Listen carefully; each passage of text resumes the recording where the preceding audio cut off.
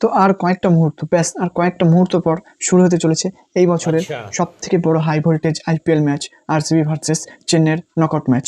শুরুটা আমাদের RCB fan এবং আরসিবি টিমের কারোই খুব একটা ভালো যাচ্ছিল না। পরপর কতগুলো ম্যাচ আমরা হেরে যাই, আমাদের যখন প্রায় আশাভঙ্গ অবস্থা, ঠিক তখনই আরসিবি টিমটা ঘুরে দাঁড়ায় এবং 5-6টা ম্যাচ পরপর জিততে থাকে। জেতার পর আমাদের মনে একটা আশা তৈরি হয় এবছর আইপিএল অন্তত কোয়ালিফাই করার। আজকে আমরা শেষ একটা নকআউট ম্যাচ খেলতে চলেছি চেন্নাইয়ের বিরুদ্ধে।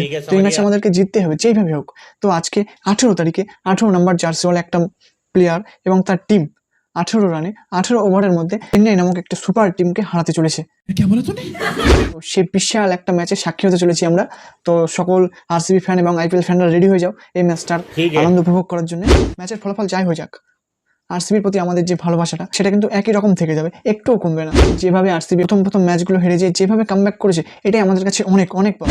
আজকে আমরা যেন জিতি, অবশ্যই কোয়ালিফাই করি সেমিফাইনাল, ফাইনাল।